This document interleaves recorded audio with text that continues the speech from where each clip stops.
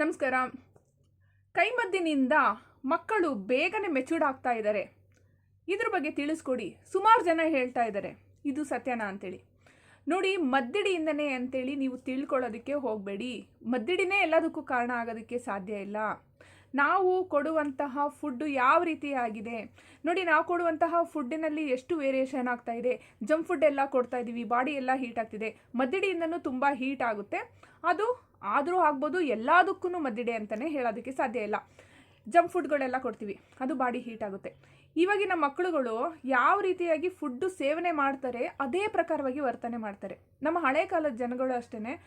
ಅವರು ತೆಗೆದುಕೊಳ್ತಿರ್ತಕ್ಕಂಥ ಫುಡ್ ಯಾವ ರೀತಿ ಇರ್ತಿತ್ತು ಅಂದರೆ, ದೈಹಿಕ ಬೆಳವಣಿಗೆನೂ ಕೂಡ ತುಂಬ ಚೆನ್ನಾಗಿರ್ತಿತ್ತು. ಮತ್ತು ಅವರು ಯಾವ ಟೈಮಲ್ಲಿ ಮೆಚೂರ್ಡ್ ಆಗಬೇಕೋ ಅದೇ ಟೈಮಲ್ಲೇ ಹಾಕ್ತಾಯಿದ್ರು. ಈಗಿನ ಮಕ್ಕಳು ಹೆಂಗೆ ಮೆಚೂರ್ಡ್ ಆಗ್ತಾರೆ ಅಂದರೆ, ಬಾಡಿ ಎಲ್ಲ ಹೀಟ್ ಆಗುತ್ತೆ, ಜಂಕ್ ಫುಡ್ ಎಲ್ಲ ಜಾಸ್ತಿ, ಮತ್ತು ಫುಡ್ಡಲ್ಲಿ ತುಂಬ ವೇರಿಯೇಷನ್ ಇದೆ, ಹಾಗಾಗಿ ಬೇಗ ಮೆಚೂರ್ಡ್ ಆಗ್ತಾರೆ. ಹಾಗೆ ಫಾಸ್ಟ್ ಮೈಂಡ್ ಓಡ್ತಾ ಇರುತ್ತೆ. ಯಾರಾದರೂ ಏನಾದರೂ ಅಂದ್ರೂ ಕೂಡ ತಡ್ಕೊಳ್ಳೋದಕ್ಕಾಗಲ್ಲ, ಹಾಗೆ ರ್ಯಾಶ್ ಆಗಿ ಹೊಡೆದಾಟಕ್ಕೆ ಹೋಗ್ಬಿಡುತ್ತೆ. ಚಿಕ್ಕ ಚಿಕ್ಕ ಮಕ್ಕಳುಗಳು ಹೊಡೆದಾಡ್ತಾ ಇದ್ದಾರೆ. ಮತ್ತು ಅದ್ರ ಜೊತೆಯಲ್ಲಿ ಯಾರೋ ಒಂದು ಮಗು ಮೊಬೈಲ್ ನೋಡ್ತಾ ಇರುತ್ತೆ ಅಂತ ತಿಳ್ಕೊಳ್ಳಿ, ಮೊಬೈಲಿಗೆ ಅಡಿಕ್ಟ್ ಆಗಿರುತ್ತೆ ಅಂತೇಳಿ ಆ ಮೊಬೈಲನ್ನು ಕಿತ್ಕೊಂಡ್ರೆ ಸಾಕು, ತಂದೆ ತಾಯಿಗೆ ಜೋರು ಮಾಡೋ ಅಂಥದ್ದು. ತಾಳ್ಮೆ ಅನ್ನೋದಿಲ್ಲ. ಈ ಥರ ಮಕ್ಕಳುಗಳು ಬೆಳೀತಾ ಇದ್ದಾರೆ. ಅದಕ್ಕೆ ಕಾರಣ ಏನು? ಆಹಾರ. ನಾವು ಕೊಡುವಂತಹ ಆಹಾರ ಪದ್ಧತಿ ಕ್ರಮ ಸರಿಯಾಗಿಲ್ಲ.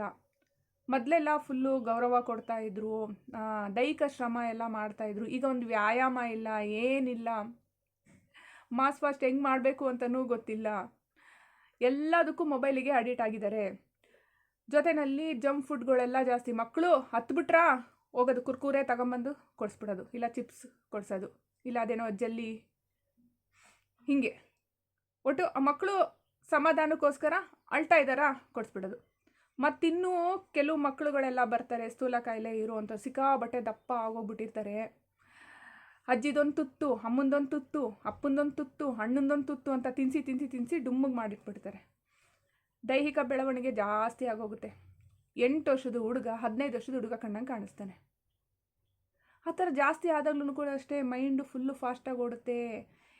ಈಗ ನೋಡಿ, ಕರೆಂಟಲ್ಲಿ ಇರೋವಂಥ ಕೋಳಿ ಹೇಗೆ ಬೆಳವಣಿಗೆ ಆಗುತ್ತಲ್ವಾ, ಈಗ ನಾರ್ಮಲ್ಲು ಕೋಳಿ ಒಂದು 2-2.5 ತಿಂಗಳು ಬೇಕಾ ಬೆಳವಣಿಗೆ ಆಗುತ್ತೆ. ಇದು ಕರೆಂಟಿನ ಕೋಳಿ ಒಂದು 30 ದಿವಸದಲ್ಲೇ ಇಷ್ಟು kg ಅಂತೇಳಿ ಬಂದಿರುತ್ತಲ್ಲ, ಅದೇ ಥರನೇ ಈಗ ನಾವು ಆ ಕೋಳಿಗೆ ಹೇಗೆ ಕೆಮಿಕಲ್ ಇರ್ತಕ್ಕಂಥ ಫುಡ್ಡನ್ನು ಹಾಕ್ತಿದ್ವೋ ಅದೇ ಥರನೇ ಹಾಕ್ತಾಯಿದ್ದೀವಿ. ಆ ಥರ ಹಾಕೋದ್ರಿಂದನೇ ಸಮಸ್ಯೆ ಉದ್ಭವ ಆಗ್ತಾ ಇದೆ. ಬರೀ ಮೆಚೂರ್ಡ್ ಅಷ್ಟೇ ಅಲ್ಲ, ಮೈಂಡ್ ಹೆಂಗೆಂಗೋ ಓಡ್ತಾ ಇದೆ. ಚಿಕ್ಕ ಮಕ್ಕಳು ಮೈಂಡು ದೊಡ್ಡವ್ರ ಮೈಂಡ್ ಹೆಂಗಿರುತ್ತೋ ಆ ಥರ ಓಡ್ತಾ ಇದೆ ಎಲ್ಲ ವಿಷಯದಲ್ಲೂ. ಸೊ ಹಾಗಾಗಿ ಇದನ್ನು ಅವಾಯ್ಡ್ ಮಾಡಬೇಕು. ಮತ್ತು ಸ್ವಲ್ಪ ಬಿಸಿನೀರನ್ನ ಕುಡಿಯೋದ್ರಿಂದ, ಮನೆಯಲ್ಲಿ ಅಕಸ್ಮಾತ್ ಫುಡ್ಡಲ್ಲಿ ವೇರಿಯೇಷನ್ ಆದ್ರೂ ಕೂಡ ಅಷ್ಟೇ ಬಿಸಿನೀರದು ಅವಾಯ್ಡ್ ಮಾಡ್ತಾ ಹೋಗುತ್ತೆ, ಆಯಲ್ ಪದಾರ್ಥ ಎಲ್ಲ ತಿಂದಾಗ. ಮತ್ತು ಅಕಸ್ಮಾತ್ ಜಂಕ್ ಫುಡ್ ಏನಾದ್ರೂ ಅವಶ್ಯಕತೆ ಇದ್ದಾಗ ಏನಾದರೂ ತಿಂದಾಗ್ಲೂ ಕೂಡ ಅಷ್ಟೇ ಬಿಸಿನೀರು ಸೇವನೆ ಮಾಡೋದ್ರಿಂದ ಒಳ್ಳೆಯದು. ಮತ್ತು ತಿಂಗಳಿಗೊಂದ್ಸರಿ ಹರಳೆಣ್ಣೆ ಸೇವನೆಯನ್ನು ಮಾಡೋದ್ರಿಂದ, ಕಾಫಿ ಟೀಗೆಲ್ಲ ನಮ್ಮ ತಾತ ಹಾಕ್ಕೊಡ್ತಾಯಿದ್ರು. ಹರಳೆಣ್ಣೆನ ಕಾಫಿ ಅಥವಾ ಟೀ ಒಳಗಡೆ 1-2 ಸ್ಪೂನನ್ನು ಹಾಕ್ಕೊಡ್ತಾಯಿದ್ರು. ಆವಾಗ ಹೊಟ್ಟೆ ಕ್ಲೀನ್ ಆಗ್ತಾಯಿತ್ತು. ಅವಾಗೆಲ್ಲ ಮೈದಾ ಏನು ಯೂಸ್ ಮಾಡ್ತಾ ಇರಲಿಲ್ಲ, ಗೋಧಿ ಅಂತ ಇಂಥವೆಲ್ಲ ಸ್ವಲ್ಪ ಎಲ್ಲ ಯೂಸ್ ಮಾಡ್ತಿದ್ರು ಅಷ್ಟೇ. ಇವಾಗೆಲ್ಲ ಮೈದಾ ಯೂಸ್ ಮಾಡ್ತಾಯಿದ್ರು. ಪ್ರತಿಯೊಂದರಲ್ಲೂ ಕೂಡ ಮೈದಾ, ಟೇಸ್ಟಿಂಗ್ ಪೌಡರು, ಈ ಥರದ್ದೆಲ್ಲ ಫುಡ್ಡಲ್ಲಿ ಬರ್ತಾರೆ. ಅಂತಹ ಫುಡ್ ಸೇವನೆಯನ್ನು ಮಾಡ್ತಾ ಇರೋದ್ರಿಂದ ನಮಗೆಷ್ಟು ಕೆಟ್ಟ ಎಫೆಕ್ಟ್ ಆಗ್ತಾ ಇದೆ. ನಾ ಹೇಳೋದಲ್ಲ, ನೀವು ದಿನನಿತ್ಯ ಮನೆಯಲ್ಲೇ ನೋಡ್ಬೋದು. ಮಕ್ಳಿಗೊಂಚೂರು ಮಾತು ಬೈಯಂಗಿಲ್ಲ, ಅಲ್ಲೇ ಗುರ್ರ್ ಅಂತ ಸಿಟ್ಟಾಗ್ಬಿಡ್ತಾರೆ, ಪಿತ್ತ ನೆತ್ತಿಗೆ ಏರ್ಬಿಡುತ್ತೆ. ಹಾಗೇನೆ ಮೊಬೈಲ್ ಕಿತ್ಕೊಂಡ್ರು ಜಗಳ, ಟಿ ವಿ ಆಫ್ ಮಾಡಿದ್ರು ಜಗಳ, ರಿಮೋಟ್ ಕಿತ್ಕೊಂಡ್ರು ಜಗಳ, ಯಾಕೆ ಹೋಮ್ವರ್ಕ್ ಮಾಡಿಲ್ಲ ಅಂತ ಅಂದ್ರೂ ಜಗಳಕ್ಕೆ ಬಂದ್ಬಿಡ್ತದೆ. ದೊಡ್ಡವ್ರ ಜಗಳ ಆಡ್ದಂಗೆ. ಅವ್ರಿಗೆ ನಾವು ಭಯ ಪಡಬೇಕು. ಮತ್ತೇನಾದರೂ ಅಳ್ತಾ ಕೂತ್ಕೊಂಡ್ಬಿಟ್ರೆ, ಬಾ ಚಿನ್ನ ಕುರ್ಕುರೆ ಕೊಡಿಸ್ತೀನಿ, ಕುರ್ಕುರೆ ಬೇಕಾ, ಬಿಸ್ಕೆಟ್ ಬೇಕಾ, ಚಿಪ್ಸ್ ಬೇಕಾ ಅಂತೇಳಿ ತಿನ್ನಿಸ್ಬಿಡೋದು. ಮುಂದೇನಾಗುತ್ತೆ ಅಂತಲೇ ಗೊತ್ತಿಲ್ಲ.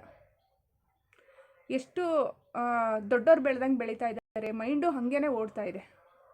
ಸೊ ಈ ಥರದ ಕೆಲವೊಂದು ಕಾರಣಗಳಿಂದ ಹೆಣ್ಮಕ್ಳು ಅಷ್ಟೇ ಬೇಗ ಮೆಚೂರ್ಡ್ ಆಗ್ತಾ ಇದ್ದಾರೆ. ಇತ್ತೀಚಿನ ದಿನಗಳಲ್ಲಿ ನೋಡ್ಬೋದು ಎಷ್ಟು ಬೇಗ ಮೆಚೂರ್ಡ್ ಆಗ್ತಿದ್ದಾರೆ ಅಂತೇಳಿ. ಆದಷ್ಟು ಅವಾಯ್ಡ್ ಮಾಡಿ. ನೋಡಿದ್ರಲ್ಲ, ಇವತ್ತಿನ ಈ ವಿಡಿಯೋ ಇಷ್ಟ ಆದರೆ ಲೈಕ್ ಮಾಡಿ. ಇನ್ನಷ್ಟು ವೀಡಿಯೋಸ್ಗಳು ನೋಡಬೇಕು ಅಂದರೆ ಸಬ್ಸ್ಕ್ರೈಬ್ ಮಾಡ್ಕೊಳ್ಳಿ. ನೆಕ್ಸ್ಟ್ ಇನ್ನೊಂದು ಒಳ್ಳೆಯ ವಿಡಿಯೋದೊಂದಿಗೆ ಭೇಟಿಯಾಗೋಣ. ನಮಸ್ಕಾರ.